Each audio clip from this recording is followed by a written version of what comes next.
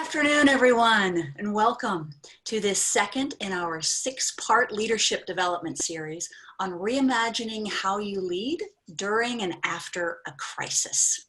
The session's being recorded and you're in listen-only mode, though we invite you to contribute your questions and comments throughout by using the Q&A box, and then we'll have time for our speakers to address those towards the end of our time together today.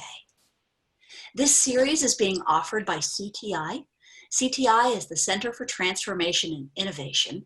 We help to provide leadership development, coaching, and consulting services to physicians, teams, and healthcare leaders in four key areas, helping organizations to develop their leaders, design their strategy, strengthen their cultures, and accelerate innovation. At this particular moment in history, we're focused pretty heavily on helping organizations navigate through what we like to call the second curve. And that is where we're moving from what we knew life to be, and in this instance, before COVID, through a disruption of the pandemic, and aim to emerge stronger as we go into this unknown new reality.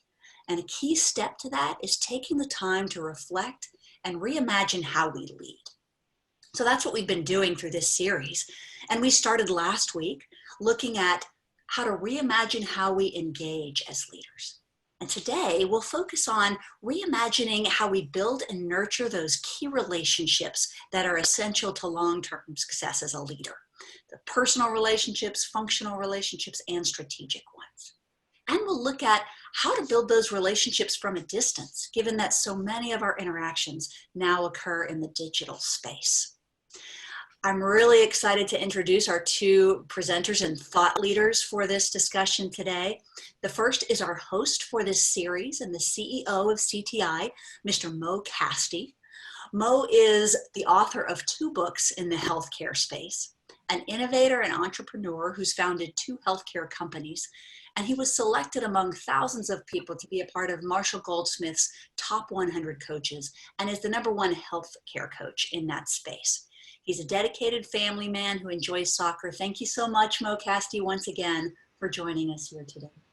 It's a pleasure. Mo's guest we're really excited to have join us today is a highly accomplished advisor, researcher, educator, and coach, Mr. David Nour.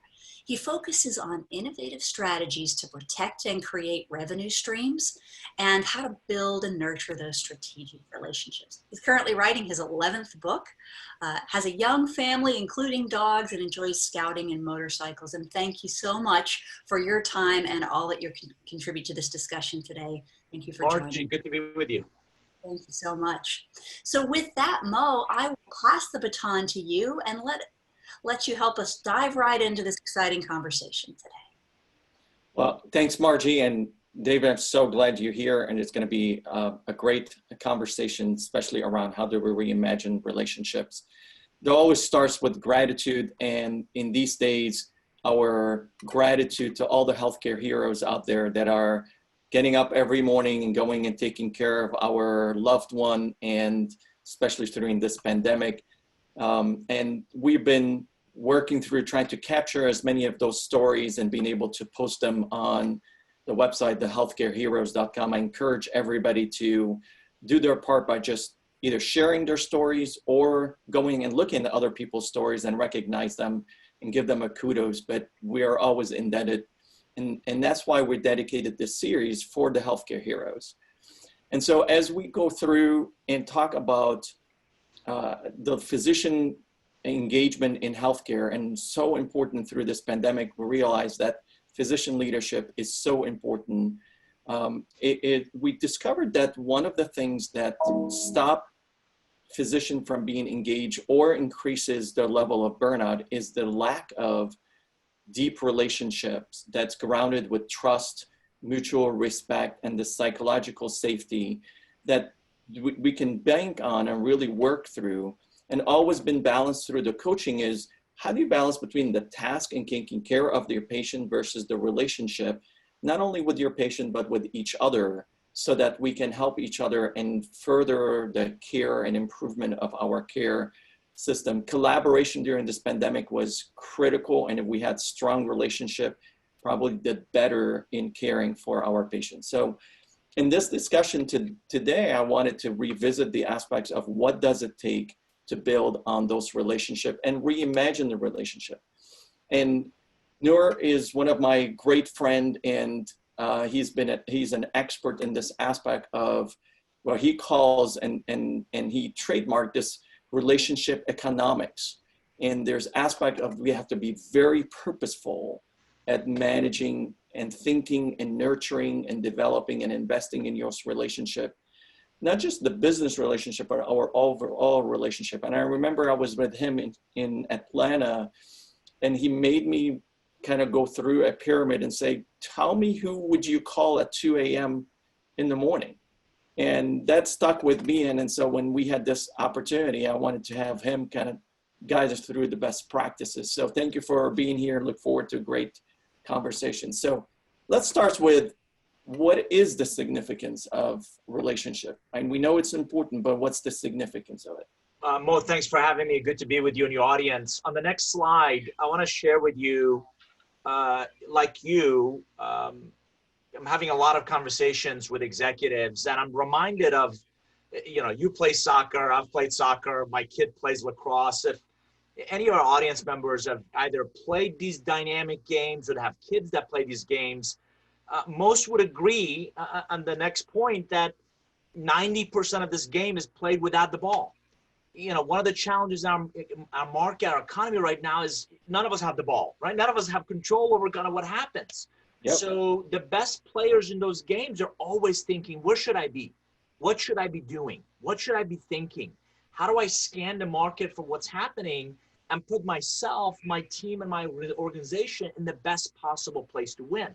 The next one was a great report that recently came out by the Board of Innovation that says, and most executives I'm talking to are reiterating this, less about a beginning, middle, and an end to COVID, and more is, I love it, you say before COVID and after COVID, right? So how do we function in this low-touch economy? If your business model is predicated by physical proximity, and we're not going to get together anytime soon, it's critical to really think about our future, not as created, but as co-created, which makes relationships just even that much more critical in our ability to get things done. Yeah. So what kind of different type and purpose of those relationships? Because, you talk about there's the personal relationship, there's the business. So walk us through, how do you navigate and purposely work on those relationships? Sure. I would submit every healthcare professional, every physician, but also other members that are on this session, we typically have three types. Your personal relationships are people that, they're discretionary. You and I pick people we want to hang out with. There might be our personal friends. We're just never sure how relevant they might be to our professional endeavors, professional growth. The second type is really our functional relationships. Let's be honest, these are some of the people that we put up with because we have to, right? There might be colleagues, there might be administrators in our health system. They may not be discretionary, but they still feel safe because of the context of our work together. Most people I meet have plenty of the first two. It's the last one they miss out on, which are really their strategic relationships. Mm-hmm. Strategic relationships, by definition, really, challenge your assumptions. They push your thinking. There are coaches, formal or informal, they're mentors. They elevate your perspective beyond even your own perceived reach. Yep. And not enough people I meet, particularly in healthcare, pay attention to their network, nurture that network, and really think about their relationships in terms of that breadth and depth. So you've been on this journey of really analyzing and understanding how to go about developing, nurturing, investing, the return of that investment. What have been kind of your aha moment or surprises or things that you learned throughout that we can all benefit from, your journey? Sure. So I always chuckle when people run into you and me and they say, it's amazing what an overnight success you've become. I don't know about you, but this is year 18 of my business. And I've been really student of relationships, and really thinking about, where they come from and how do we build and nurture them. And by the way, if you don't screw up a relationship, you're not human. It's Yeah. it's not if you screw it up, it's when. And a lot of times it might be unintentional. It's what you choose to do about it. So on Yeah. the next slide, you know, what I coach a lot of people to think about is in the blue box on the left-hand side, Mhm. is this idea of mapping, Yeah. becoming more intentional in the relationships you choose to invest in. Way too many people still think it's only, you know, haphazard or serendipitous. And we don't think of our relationships as I believe it's our biggest asset. So beyond your educational foundation, beyond your professional pedigree, I would submit some of your biggest asset is really your breadth and depth of those relationships. So mapping starts the journey. Where am Yeah. I going? How am I going to get there? What are the relationships that are going to be critical to my success? Yeah. The yellow box in the middle is really think of it as this relationship development engine. Mhm. And I talk about what are you doing to sustain? What are you doing to nurture? What are you doing to request? What are you doing to relate to relationships that are important to you on a consistent basis? The far right is never using, but it's really capitalizing on these relationships to reach your goals, your aspirations, what you're trying to accomplish. So in the next slide, you know, with the first book, Relationship Economics, I talked about how to be more intentional. So physicians, what are the critical lists of relationships you should have with you, your ABC list of relationships that, you know what, you should touch base with on a regular basis, and ideally with value add. And then on the next slide, you know, as you do that middle engine well, you create opportunities to co-create. You create Yeah. opportunities to really innovate new growth. Yeah. You know, I love the co-create concept, right? And being intentional about the relationship. In medicine, you build a relationship based on referrals, and you connect with taking care of your patients by referring and really tapping into the expertise of your peers, and but that's still transactional. And it's really the best relationship are the one that you continue to invest in and show appreciations and gratitude, and so that it becomes that aspect of who do you call at 2 o'clock in the morning to really help you take care of your loved one or situations or patients, and work through that. David, given that it's this aspect of now we're all of a sudden we find ourselves into this digital environment, right? And it's we're distanced from working with each other or interacting with each other.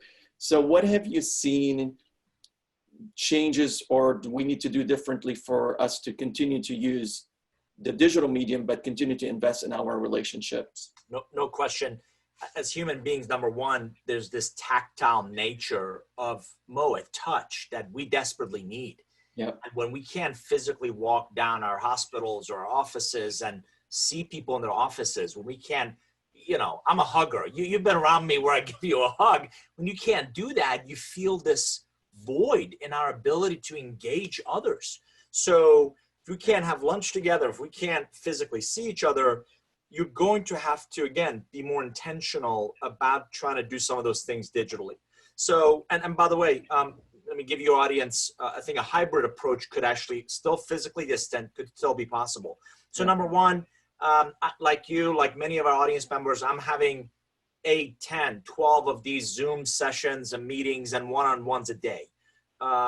Yet all good things in moderation, right? I don't believe every one of these things need to be an hour. I have sometimes just 10, 15 minutes, but the ability to see your relationships, not all of them, sometimes this relic that we have called a phone works just fine, right? But when you can see people, that certainly goes a long way. Number two, I'm a big believer of be a purveyor of relationships. So if you're a physician and your business does go, from referrals, are there other physicians or other professionals in healthcare that that could be of benefit from just getting to know each other, right? So a lot of times I use these Zoom sessions for not just one-to-one, but one to a few. And I'm doing nothing more than introducing, John, you should meet Beth, and Susan, you should meet Hector. And I think the two of you would really benefit from getting to know each other because you're trying to solve some very similar set of challenges or opportunities. So beyond your product or service or capability, really see yourself as that relationship enabler in getting people together. Yeah. The last one I want to make it real practical. A good friend is head of robotic surgery at Piedmont Health System. He lives right down the street. He was walking by and I was getting my mail and I said, it'd be great to reconnect. And it dawned on us, he lives right down the street from me. And I just said, why don't you come over for wine and cheese? We'll sit in the front porch, physically distant, but at least we'll see each other. Mm-hmm. So I think if you really practice the CDC guidelines, there's still an opportunity to physically see, people that we care for, and it's easy to kind of come over, and it's been lovely. Now I'm doing these things on a regular basis where friends and colleagues come by and we sit on the front porch at a distance and we kind of see each other and get connected that way. Yeah. Well, in healthcare, we're still out there taking care of the patients, and we're doing the work in the new normal with mask and prevention and PPE and all of that. And now more than ever, really paying closer attention to those relationships and using this opportunity to really pause, because everybody has been on such an accelerated pace. Absolutely. And realize that we need to just pause and empathize with what everybody is going through, because we're all having, our life has been disrupted. And this is the hyper time where we're all going to remember these moments in our lives. Nobody's going to forget this moment. And so how do we show up into those relationships are going to be critical. And I love to hear that people are now reaching out to people they haven't talked to in a long time, family and friends. And so this is a good excuse to really activate that. Now you talk a lot around the aspect of there's a life cycle for relationships. Yeah. And so what does that look like, and how have you been able to present it as a life cycle? You're going to chuckle at this. I think it's been a few presidents since you and I have dated, right? So, but if you remember dating, trying to date somebody who doesn't want to date you doesn't go very far, right? So I think of business relationships the same way. Number one, you probably didn't ask your spouse to marry you on the first date, right? So I'm a big believer, and sociologists tell us there's this natural give and take when we meet other people. Too much too fast, and they're going to be like, whoa, dude, we just met, right? And too distant, and people may perceive you to be cold or indifferent. So that natural give and take is really important. Number two, because, and you brought up a great point, particularly healthcare professionals, but we're all, I don't know about you, working more hours, and days all seem to run together, and we're all trying to get a lot done. So the touching base alone isn't as valuable as touching base with value add. Mm-hmm. So read this article, thought of you, met this person, thought this person would be useful to you. Hey, would love to just 15 minutes, let's quickly get caught up on both sides. Asking one of our mutual friends, Michael Bungay Steiners, I love his questions. Yeah. He asks some great questions like, what crossroad do you find yourself at? What seeds are you planting? What are you harvesting? Those are all fantastic questions to get your relationships engaged in that dialogue. But you bring up a great point. Most relationships, number one, don't force it, right? So if the value that you're trying to offer isn't received or perceived, it's going to be very difficult to try to convince somebody that they need your ideas or expertise, or they should, connect with you. Mm-hmm. So I have a 3-touch rule. I'll add value 3 times without asking for anything in return. Mm-hmm. But if they don't engage, it's not a priority. It's not a value. I'm polite, but I kind of deprioritize that relationship and I move on to the next one. Yep. Number 2, with every interaction, you try to add value.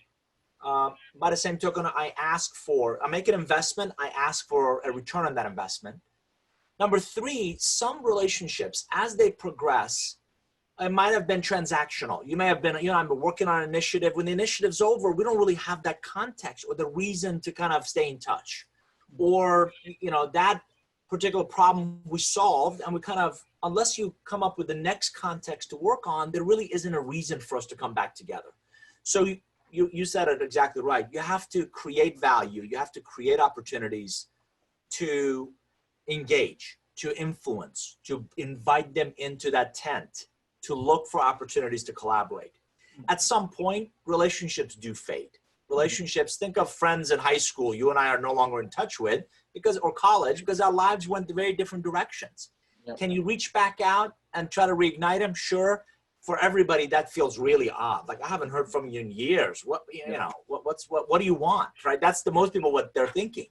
So my counsel is make an ABC list of no more than 20 to 30 of the most relevant relationships that are important to you, and touch base with those folks regularly. The next list, find ways to add value. I send articles. You do too. We send out a newsletter, just keeping your name top of mind, where they, if something comes up, they might reach out or might see a value. And then creating communities where people can feel welcome back in, are just 3 ideas that I think can help people really nurture those relationships over their life cycle. Yeah, it's a great point, and I love your visualization of all of these as a steps. One metaphor we always use in conversation and in coaching is that relationships exist also based on trust that we establish with each other, and there's this level of almost an account of trust. Sure. Right? And sometimes we have to just deposit in that account of relationship with no expectation of any return. I met you, I like you, I have there's no need for a specific just purpose, as much as I'm just going to invest in this relationship. And sometimes it's just knowledge, information sharing, smile, gratitude, all those things ends up being deposits into that. And you never know where you will call back on this account and this relationship. But no question. And Mo, you bring up a really good point. I often talk about 3 types of relationship builders: givers. God bless Mother Teresa, right? You've met these people. They just altruistically give. They get something very euphoric from just giving. Yeah. Takers, right? Takers, who, by the way, never see themselves as takers. And the only time you hear from them is when they want something, right? And most people, I coach them, don't be a taker. Number 3 is really relationship investors. And that's exactly what you're talking about, is your bank and my bank. It's a lot easier for us to ask for a withdrawal after we make a deposit. Yep. Yet how many people come to you and come to me and ask for something where they haven't earned the right to do so all the time? Hey, can you do me this favor? Can I? Sure. Do I want to? Sure. I'm a nice guy. At some point, that's going to wear long in the tooth. And you're going to thinking, I keep giving to this person, and guys, by the way, right, are really bad at that, right? We keep asking without really thinking. That's going to take an investment of time and effort and resources by the person. What am I doing to nurture that relationship and make sure that it doesn't come across as purely a taker? Yeah. Yeah. It is, and I think I'm hoping that through this, we realize that as much as we do thinking about goals, and we think about strategy, and we think about, we have to do things, and we go about our day, making as much time of being purposeful about relationships. And I think you laid it out in multiple ways throughout your books and presentations about that you have to be intentional. And if you go to the next slide, I want to show the audience a couple of things. So this is just, and we can come back to this, but these are 6 challenges we see between great ideas and great implementation of those ideas. You asked a question about, how can relationships, impact you, your practice, your business, your health system. I don't think the audience is going to be surprised by any of these. Mm-hmm. The next slide. So from, confusing vision and direction to culture challenges to any of those business context, this is where relationships and a discipline. And again, this is really important to me that your audience doesn't think that I'm trying to teach them how to, manipulate people or use people. That's not it. This is about, none of us have, enough bandwidth to invest in everybody equally, right? Harry Kramer, you and I both heard, former CEO of Baxter, just read the book, 168 hours. That's all we all have in any given week. Where are you going to, you got to sleep at some point. You got to eat at some point, and ideally, spend time with your loved ones. So the 20 hours, the 40 hours you may have in that week, where are you going to invest that time and effort? So you're right. I've built a process that says if the goal is in the far right side, What relationship do you need? We call those pivotal contacts. What relationships do you have? That's your current relationship bank. And the deposits, the relationship currency deposits, are investments you're willing to make in the relationships you have to really create a path to the relationships you need to get things done. Yep. And when you do that in a systematic approach, it really sets you apart from everybody else. The next slide and the last point I want to show is what you alluded to earlier. I've read my favorite. Yeah, I've read it, and this resonates with a lot of my audiences. They don't remember any of my stories. They don't remember any of my other points. The pyramid, the value pyramid resonates. Yeah. So, I started reading on this idea of relationships, and I found two camps. There's the science, which actually is called social network analysis. It's studying patterns in human interaction. Fascinating academia, but it unfortunately most people to sleep in about 15 minutes. And then there's the art, which is how to go get business cards and work a room, and it's really pedestrian, or it could come across as sleazy if you let it. So what I thought about is there's got to be a balanced approach between the two. And one of the things I learned in engineering years ago is you cannot measure something, you can't improve something you don't measure. You can't measure it. Yes. So if you think about the breadth and depth of your relationships, on the next slide, I would submit at least half of everybody you know, we call them situation. They come, they go. They're the stack of business cards, or that, AMA directory, or people you kind of occasionally interact with, and it's a very collegial relationship. Yeah. The next level up from that, we call your investment. And this is people you interact with regularly, and it's a very cooperative relationship. Listen, I need a specialist in this area, or I need somebody that really understands radiology, or I need a cardiothoracic. So specialists that you've invested time and effort in, and you want to cooperate with. The next level we call your portfolio. These are your subject matter experts. They know deep domain expertise. You've exchanged a great deal of value. Your interaction with them is frequent, and it's a very collaborative relationship. Here comes your favorite, the next slide, the very pinnacle of everybody you know, we call your 2 a.m.s. Mm-hmm. And these are relationships you really could call 2 in the morning. And the first question is, are you okay? Your access to them is immediate, and it's a very interdependent relationship. My key point that I want your audience to take away is you cannot ask at 2 a.m. for somebody of a 2 a.m. for somebody who's a situation. Mm-hmm. So most people can think of the two ends, right? These are the people that are my most valuable are those 2 a.m.s. I treat them with kid gloves. I make sure I invest in those regularly. They are my most valuable relationships. Most people also understand situation. People, they come, they go. You never know, that bucket, you never know where or how that might be relevant. Yeah. It's the middle that they really need to think about. So where am I investing? Who am I investing with? Is that investment mutual? Am I adding value? Am I available to them? We all get busy. So when I hear somebody say I'm busy, you're just not a priority. Mm-hmm. So really, really becoming intentional about the relationships you choose to invest in. It's a choice every single day. Yeah, I think it's going to really set you apart from your peers. Yeah, I love this this pyramid, and even so, there's the relationship, but there's also the relationship with our patient. You can also think through that.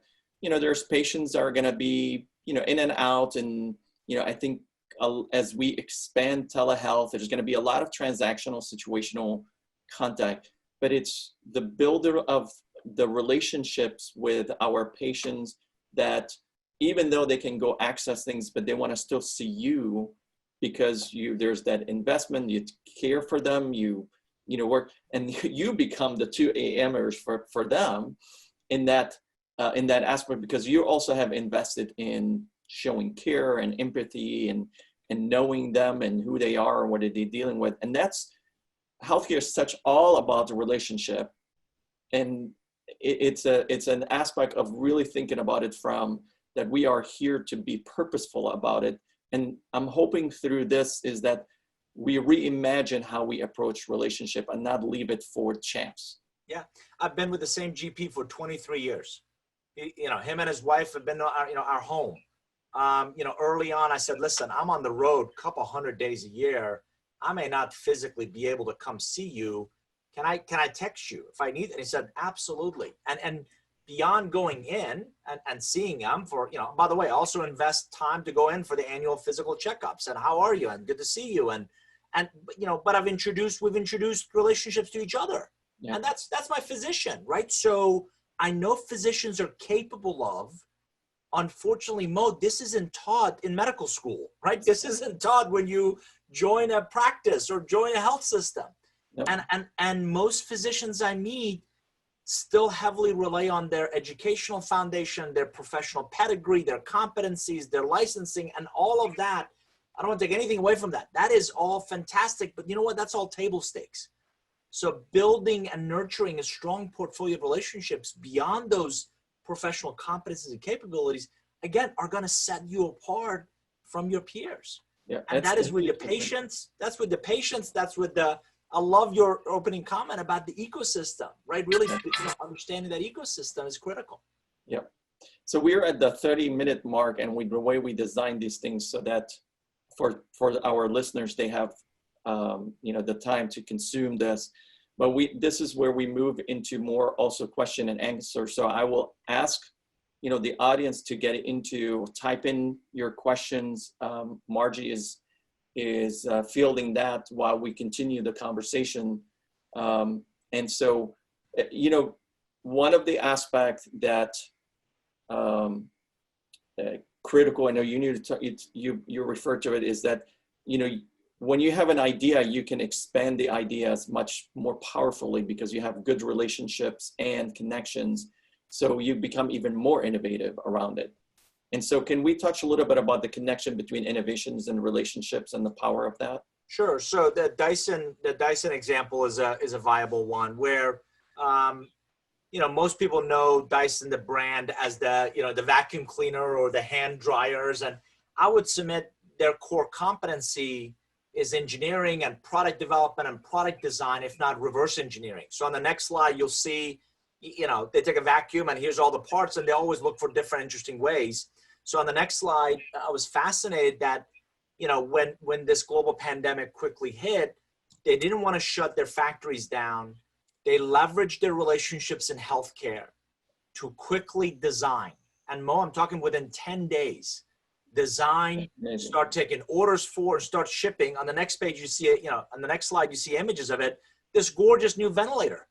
So relationships, and this is important for healthcare professionals to understand. The conversations I'm having with a lot of executives right now is, if we don't, in this economic crater, if we don't get demand back, the rest of it won't matter, right? So we've got to get people coming back in their offices. We've got to get, back to production. We've got to get back to that GDP output, right? So I'm talking to a lot of clients about relationships you may have, and we help them with these slides you're looking at visualize. The next one shows you this idea of how do we visually, and we've been, when we used to have conferences, we would do this on a stage. Now we're doing it all with digital whiteboards. On the next slide, you'll see this idea of strategy visualization. How do we leverage our relationships? And this is really key. Yeah. Where you are today, take telehealth, telemedicine. Think, new and innovative health services and products and experiences. If that's all in future state, how do we now leverage relationships to create prototypes and pilot different services? So let me give you, audience, a very specific one. I spoke to a CEO of a company that they roughly have about 2,000 people come into their building every day. He said, I'm looking at our parking lot, there's 10 cars there. Mm-hmm. We've got to create an environment where employees are going to feel safe coming back in again. Yep. But Mo, they're in the manufacturing business and they don't want to be in the healthcare business. They don't want to have to hire a physician and a nurse and, build a health suite. That's not the business they're in. Yep. So the whole time I'm thinking, what a brilliant opportunity to co-create with a local health system, to have a tent at the entrance to their parking lot to just test people. If you're sick, including a cold, just go back home, right? Exactly. Or have a clinic on site, or have, so really look at healthcare beyond me physically having to come to you, and how do we package those capabilities? And I don't want to offend anyone in this call, but I've got a mobile vet. We've got a mobile mechanic. There's a lot of other people that have taken their services and they've gone mobile. So what a phenomenal opportunity for healthcare professionals to think about, how else can we deliver?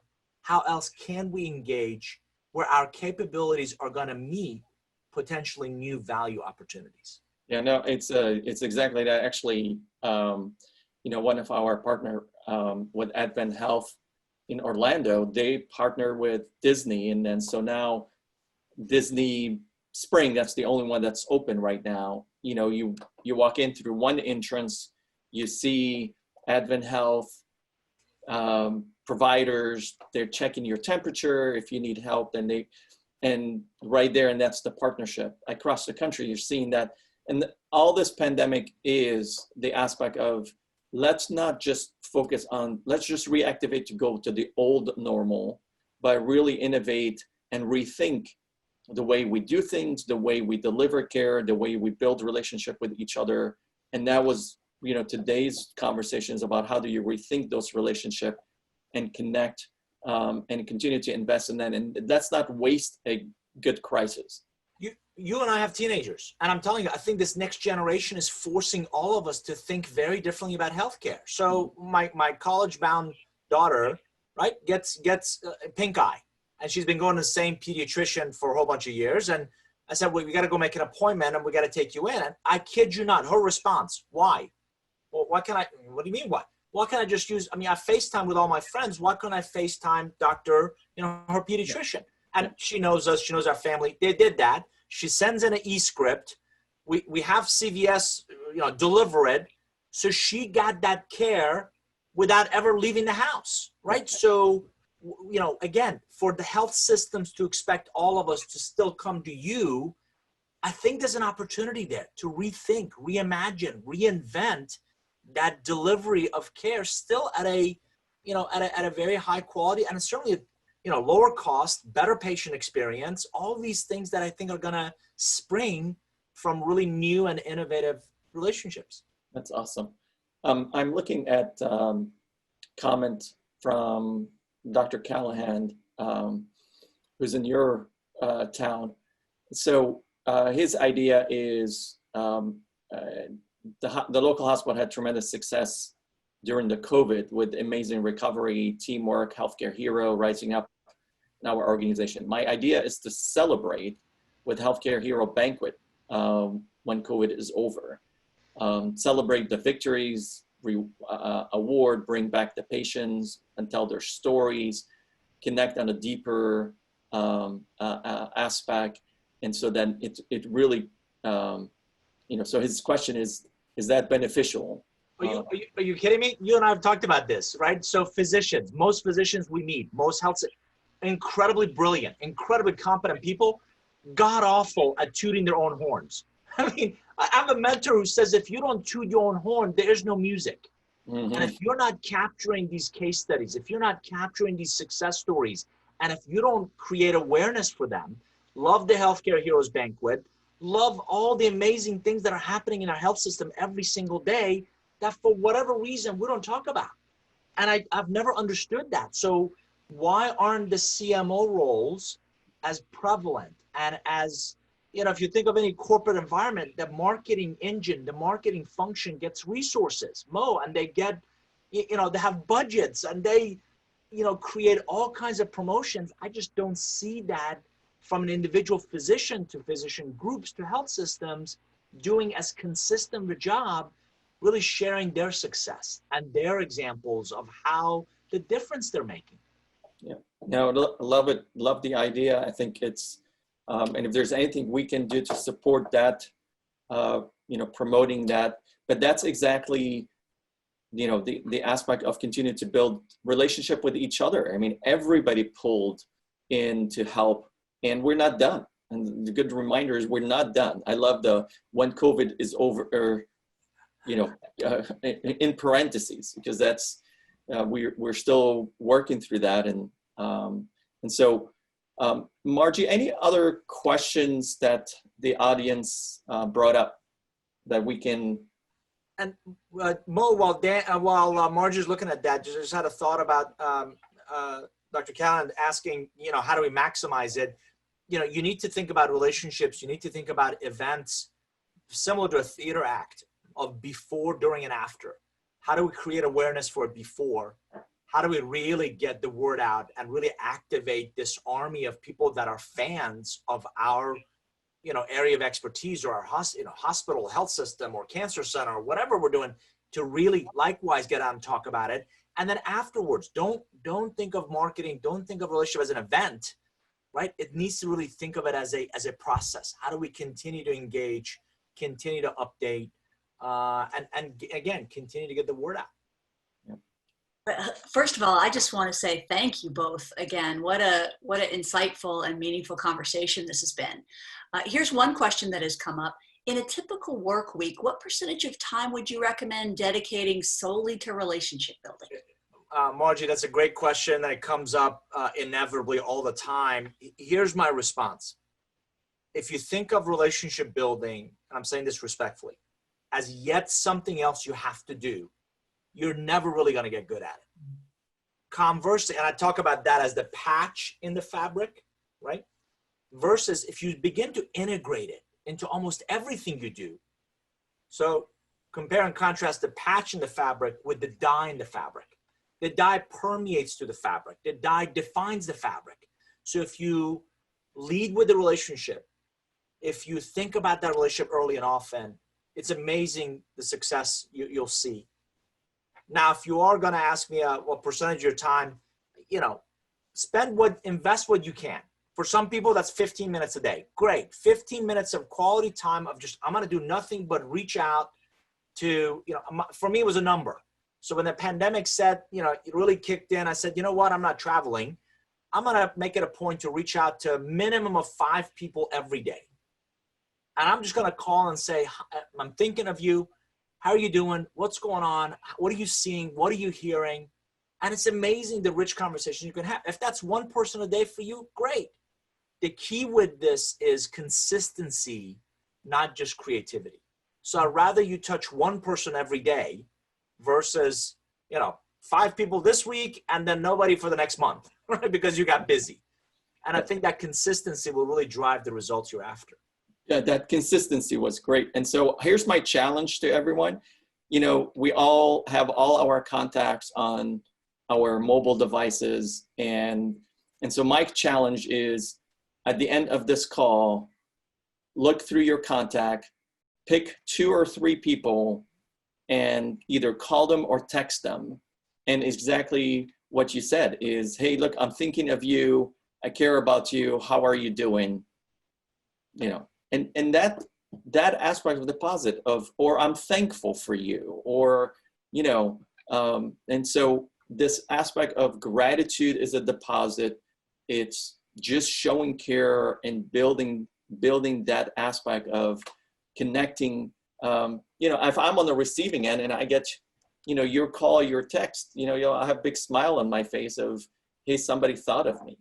Mo, I even tell my audience, use this session as an excuse. Listen, I heard these 2 guys talk about relationships, and it dawned on me that I've done a terrible job staying in touch with you, or it made me think of you, and I just want to reach out and just ask how you're doing. And I think another tip for your audience that might be really useful, particularly when we hear from somebody we haven't heard in some time, human nature, right? You kind of take a defensive posture of, why is Margie calling me? I haven't talked to her in a while. What does she want, right? So the sooner you can put people at ease, however you do that comfortably, the sooner you can put at ease that you don't want anything, right? If you're in a business development role, or typically your advisor, consultant, coach, whatever, just the sooner you put them at ease is, I don't want anything. I was thinking of you, just wanted to reach out. I sent a note to somebody and they literally responded with, what would be the nature of our conversation? I said, just wanted to touch base with you. Don't, it's okay. Don't worry about it.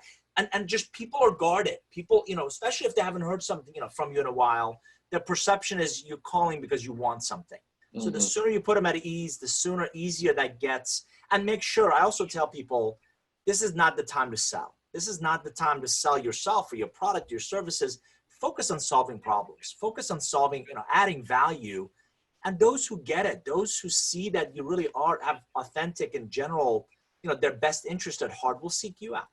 Yeah, that's exactly why during the pandemic, we turned and said, all our coaching is for free. All our content is for free. We're here to support, and we reached out and says, hey, you're doing great work, we want to recognize you in our healthcare heroes. We're looking for stories. And so support, and, you know, that's an investment in relationship of down the road. You know, we're not trying to sell anything. We're just trying to be of service and help. The key part is don't assume, right? You got to ask. I always start with ask, how you doing? Where are you stuck? What can I do to help? That's one of the most valuable questions I've asked in the last 90 days. Yeah. And Mo, I would submit 80% of it has nothing to do with what I do for a living. Mm-hmm. Right? Yeah. Early on was trying to find PPEs, right? How do we go find masks and ventilators? Okay, I'm not in that business, but let me introduce you to somebody else that is, and let me connect the dots. And that's what I mean by be a purveyor of relationships, not just products or services, or, right? And connector, yep, exactly. A couple of other great questions come in. I really love this one. So this is, I'm totally on board with investing in relationships and building that portfolio of relationships, but any suggestion to someone who is shy on how best to accomplish it? Mo Kasti said something about being an introvert. I'm like, yeah, maybe a closet one. Every time I've met the guy, he's friendly and he smiles. And yeah, so no doubt that a lot of what I'm advocating, which is, you know, put yourself out there and reach out to people. And that is dramatically easier for the DNA that could be, you know, categorized as an extrovert, or maybe roles like sales or marketing or investor relations or any of those positions that lend themselves to that outbound outreach. A lot of people are not that way. So my biggest counsel is, number one, start with relationships you already know. People already know you, like you, trust you, or you're going to be a lot more comfortable because you don't have to start from scratch. Number two, I often refer to contextual relevancy. So let me give you an example. I read an article. It reminds me of someone. That's an easy on-ramp to that conversation, right? So I read this. I thought of you. Here it is. I thought it might be useful to you. So it's actually, believe it or not, this pandemic has been really good for introverts because you've been practicing for this really long time. This working from home and not, you know, interacting with other people, it comes naturally to you. So again, start with the relationships you already have. You know, use context as an on-ramp, and do that which makes you comfortable. I can't turn an introvert into an extrovert. What I can do is give you tips and techniques and ideas on stretching yourself beyond that comfort zone. One of the other things that Mo and I talked about that I think is really a silver lining out of COVID is the willingness for many of us to be bad at something before we can really learn.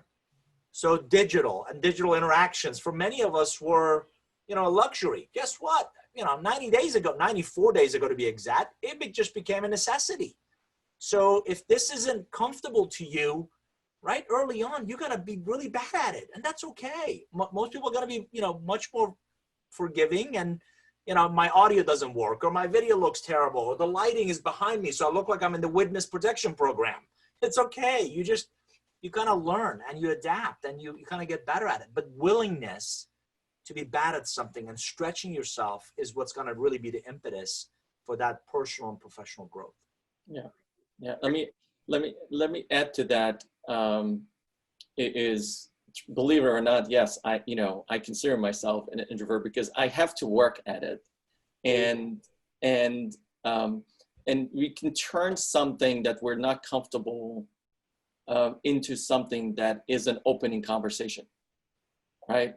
And saying, hey, look, I am not good at this stuff. I'm just trying to, you know, see how you're doing. Or, you know, so take the uncomfortableness and take it into an opening conversation. And worst case scenario is it doesn't work, and it's okay. And don't do it next time, right? The other thing that I like is questions, right? When you ask a question, you create and Hal Gregerson, one of our other MG 100 colleagues at MIT Leadership Institute, is brilliant for this, right? If you create an environment of inquiry, people are going to be a lot more comfortable sharing. So I've always believed, and by the way, convey your credibility with the questions you ask not necessarily the solutions you provide, right? So if you're an introvert, sit down and write 3 to 5 questions you'd want to ask people you're genuinely curious about, and engage them. Those questions often open other people up to talk. And at some point they're going to ask, well, what do you think? And it just becomes a great relationship and conversation starter, at least. Those are great, great, excellent. Thank you both. Another question for you. Are you able to add value in these relationships through physical things, pizza parties and free coffee and gifts, or are words more impactful? So my counsel is authentic words. So I've always said great relationships come from great conversations. Great conversations come from great questions. So English is an incredibly powerful language. And Mo brought it up, gratitude. Gratitude right now, not just right now, gratitude just goes a long way in engaging other people, right? So genuinely, and by the way, most people also have a BS radar. So if you don't mean it, don't say it, because they'll see right through that, whether you're on video or you're in person, right? So the authenticity matters more than ever before. Number 2, genuinely leading with gratitude, genuinely leading with love for other people. I don't say this to everybody, but I've found myself saying, hey, love you, thinking of you more often. I'm grateful for you. I appreciate you. So that language is really powerful. Having said that, I want to give your audience a tip from my mother, right? You're going to love this. When I was dating, my Persian mother said, the fastest way to a woman's heart is an unexpected gift at an unexpected time. And I took that to heart and I said, wait a minute, that also equally applies to our relationships, right? So it doesn't have to be expensive. But if you send small gifts to your most valuable relationships periodically, and here's the key, with a personal handwritten note, it makes everybody smile. So again, I want to make this practical for your audience. I love tea. I come from Iran. We drink a lot of tea. I love tea, especially really good tea. And I found somebody else send me a Christmas box gift of this amazing tea last Christmas. And I'm like, oh my God, this stuff is amazing. So I went to their website. I kid you not, I bought 20 cans, these elegant cans of tea. And what I'm doing is, throughout, 1 a week, 2 a week, with a personal handwritten notes, I'm sending it to men and women. This is my favorite tea. I thought you would appreciate a cup. Mo and Margie, you would think I've just bought him a Porsche, or I bought him a, golden statue of some kind. They're so grateful that A, you thought of them. B, it's a personal gift. C, I think the cans I feel like they're $10, right? It's not the cost of it. It's really that intentionality and really thinking of them that goes a long way. Great, great. Thank you for that. Yes. That's awesome. So Margie, given the time, maybe we should close. So if we can go to, so being purposeful with our relationship is key. Hopefully we gave you a couple of ideas and strategy to be able to do that. We're continually to promote and build the relationship. So in our academies and master classes, we cover relationship building. Our upcoming academy is starting in July 7th. And so we encourage you to sign up for that. More information is on our website. The other announcement is really talking about next week session, and we're going to do something different.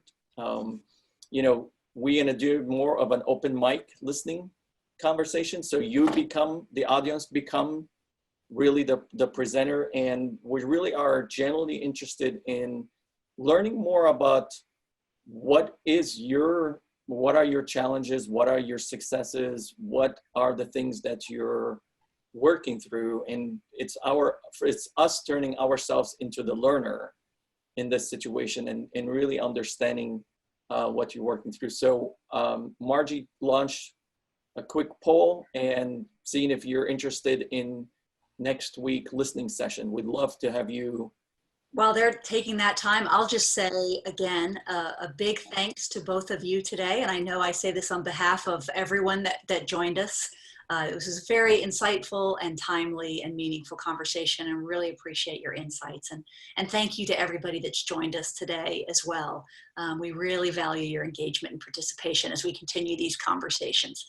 So our contact are there. Please connect with us via LinkedIn or directly. There's my contact, there's David's contact, and encourage you to stay safe, stay healthy, and we'll look forward to seeing you next week. Thank you for everything that you're doing.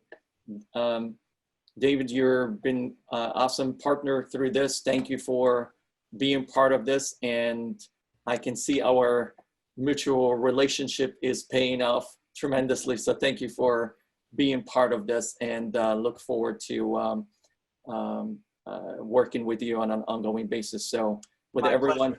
My pleasure. Margie, thank you as well. Thank you both. Margie, thank you for facilitating this session, and look forward to everyone being part of this next week.